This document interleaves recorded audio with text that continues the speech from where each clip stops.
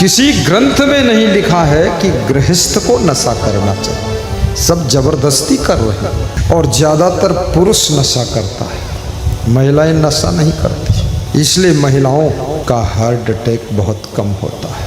नशा करने से तुम्हारा हार्ट डैमेज होता है, फेफड़े डैमेज होते हैं, इसलिए महिलाएं अधिक उम्र तक सुंदर दिखाई देती है और पुरुष बदसूरत हो जाता है। और महिलाओं में एक खासियत है, महिलाएं ज़्यादा टेंशन भी नहीं लेती है। महिलाएं जितनी टेंशन है सब अपने पति को दे देती है, लेती नहीं देती है, खुश रहती है। इसलिए किसी भी नारी को देखिए सहज रूप से वो हंसती भी है, मुस्कुराती, सहज जीवन उसका, और ज़रूरत पड़ती है तो रोती भी है, रोती खूब है।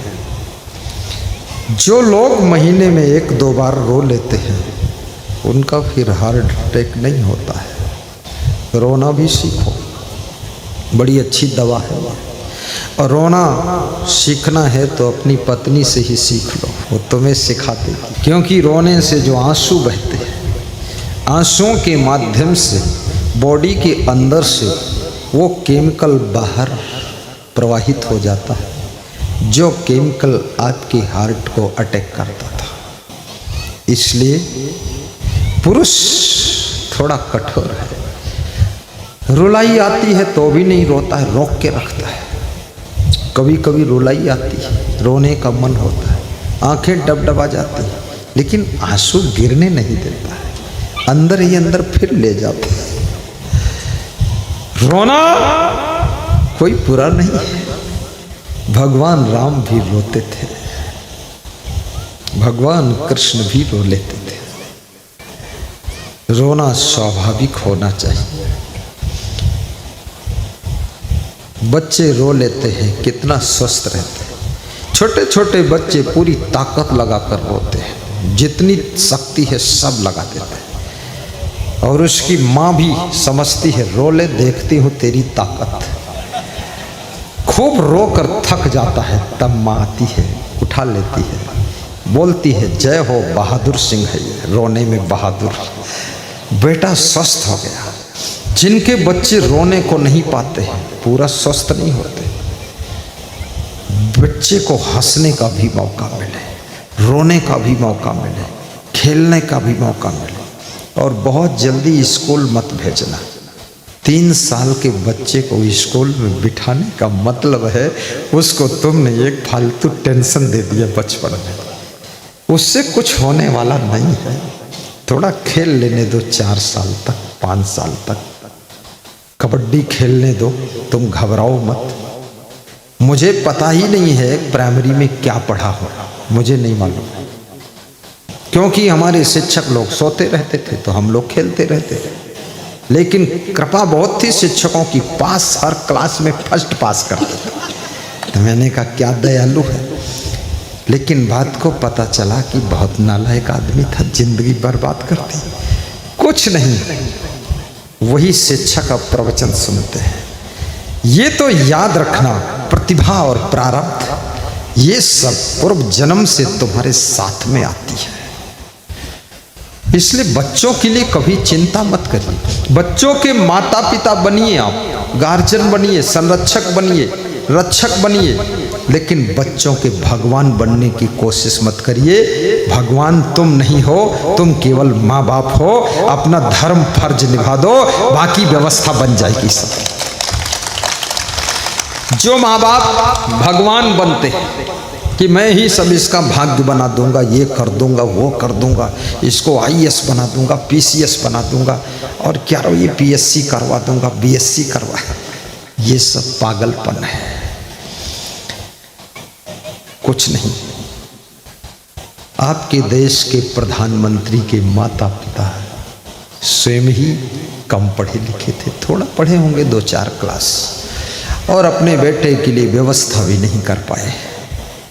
आज वो 4 बार मुख्यमंत्री रहा है और 3 बार प्रधानमंत्री रहा है, और बड़े बड़े पढ़े लिखे लोगों का भी तेल निकालता है, और जाति भी तेली है, सबका तेल निकाल लेता है।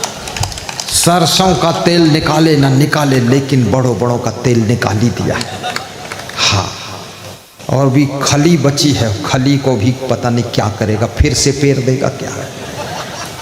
मैंने एक दिन देखा तो लिखा हुआ था 21 प्रदेशों में उसकी सरकार है।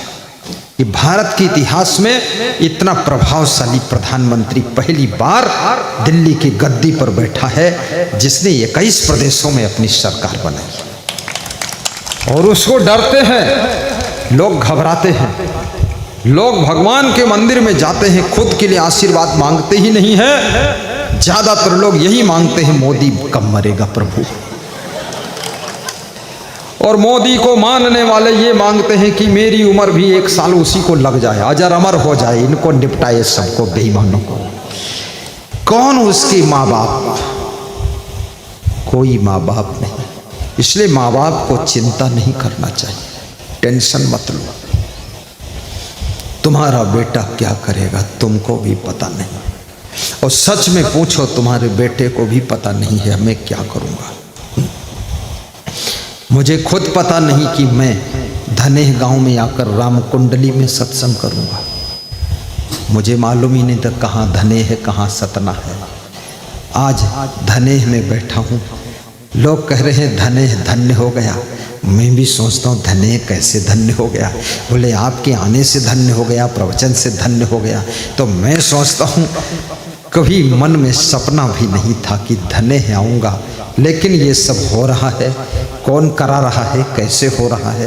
होता ही जा रहा है। और कितने धने हैं, लगभग 10,000 गाँव में प्रवचन कर चुका हूँ और लाखों गाँव में पधरौनी कर चुका हूँ और करोड़ों लोग दर्शन कर चुके हैं। कब जन्म हुआ था इस आत्मा का? किस माँ ने जन्म दिया था? पार्वती नंदन किसका पुत्र है? ये कहाँ पैदा हो गया? खेलते थे बालू में बचपन में, आज सबको खेलना सिखा रहा हूं कि जिंदगी में कैसे खेलना चाहिए। पिताजी कहते थे भीख मत मांगना। हमने कहा भीख मांगू और चाहे उधार मांगू, तुम्हें क्या टेंशन? बोले मैं तेरा बाप हूं इसलिए टेंशन है, बदनामी होगी। तो हमने कहा जो बाप बदनामी को डरता है वो 1 लाख रुपये साल में हमको दे दे, खर्च करूंगा। बोले मैं क्यों दूं? हमने कहा बाप हो इसलिए। बोले बाप हो इतना पैसा कहाँ से लाऊंगा? तो हमने कहा फिर बेइज्जती होगी ही जब भीख मांगूंगा। पिताजी खुश हो गए जब देखा मेरा जीवन, मन भर गया कि ऐसे सत्य बन गए। मैं तो किसी के ढर्रे में चलता ही नहीं, नकल किसी की करता ही नहीं। नकल करता है वो बंदर होता है, और जो बिना नकल के अकल से काम करता है वो सबसे निराला और सबसे सुंदर होता है। इसलिए नकल वकल मत करो, विवेक से काम करो। तो गार्जियन को अपनी बेटियों की भी चिंता मत करो, बस उनकी रक्षा करो, सुरक्षा करो, मार्गदर्शन करो, सही राह बताता। और बेटियों को और बेटों को अपने माँ बाप को चिंता भी नहीं देना चाहिए। अगर आपके माँ बाप खुश नहीं रहते हैं तो बेटे बेटी को, बहू को सोचना चाहिए कारण क्या है, मेरे माता पिता खुश क्यों नहीं रहते हैं। अगर तुम्हारा गुरु खुश नहीं रहता है तो शिष्य को भी सोचना चाहिए, एक क्षण के लिए अपने भीतर झांकना चाहिए, क्या तुम्हारा कोई चाल चलन ऐसा है जिससे गुरु को असमंजस पड़ रहा है। बेटा बेटी, शिष्य, माँ बाप, सास ससुर, गुरु, इनको सबको अपना अपना चाल चलन सुधारना चाहिए। याद रखना जिनसे जिनसे तुम जुड़े हुए हो उनका चाल चलन जब सुंदर होता है तब तुमको खुशी प्राप्त होती है, तुम मुस्कुराते रहते हो। बोलिए सद्गुरु भगवान की जय। दौड़ दौड़ कर काम कीजिए, पूरे घर का प्रबंधन संभालिए, अपने सासू को थोड़ा फ्री कीजिए। और सासुओं से भी मैं कहूँगा जब फ्री हो जाओ तो सुबह शाम योगा किया करो। ऐसा नहीं कि सुबह शाम सोना शुरू कर दिया। कितनी सासुओं को बहुओं ने फ्री कर दिया तो सासुओं ने खा कर सो कर, अरे वो तो पूरा हथनी हो गई। और खतरा बढ़ गया। नहीं नहीं, जब काम घट जाए तो भोजन घटाता है। भोजन बहुत नहीं खाना है। पेट को देखते रहो ये निकलने ना पाए। ये पेट नारायण, ये बहुत जल्दी सीमा से बाहर हो जाते हैं। कितने लोगों का पेट तो ऐसे बढ़ा है जैसे इंडिया गेट। पेट को कंट्रोल करो, थोड़ा व्यायाम। अगर बीमार हो जाओगे लोग पानी पिला देंगे, लेकिन तुम्हारे दर्द दुख में कोई बंटवारा नहीं करेगा। याद रखना, लोग हॉस्पिटल पहुंचा देंगे, चीर फाड़ होगी, ऑपरेशन होगा, दर्द तुमको सहना पड़ेगा, जो तकलीफ होगी तुमको सहना पड़ेगा। इसलिए आधा घंटे का समय निकाल करके अपने स्वास्थ्य की भी थोड़ा चिंता करिए, स्वस्थ रहिए, धीरे धीरे खाइए। और मैं तो ये भी कहूँगा शाकाहारी चीज़ें सभी खाइए। समोसा भी खाओ, आप मना नहीं करता, बस एक समोसा, एक आलू बंडा खा लो, पर रोज नहीं। ऐसा नहीं कि समोसा पर ही टूट पड़े। पपीता भी खाइए, लेकिन कभी कभी, रोज नहीं। एक सज्जन पपीता खा रहे थे तो बहुत बड़ा पपीता खाया, तो दूसरे सज्जन मना कर रहे थे इतना मत खाना, कुछ हो सकता है। खा लिया, 20 दिन बीमार पड़ा रहा। कम से कम 5,000 की दवा खाया और 2 पपीता बड़ा बड़ा खाया, और मना करने से माना नहीं, और मरने से बच गया। बहुत दुख पाया। और पपीता तो केवल 100 रुपये का था, लेकिन 5,000 दवा में लगे और 20 दिन पड़ा रहा। ये तरीका नहीं है। बस थोड़ा सा 24 घंटे में समय निकालकर हंसो भी थोड़ा, ठहाका लगना चाहिए।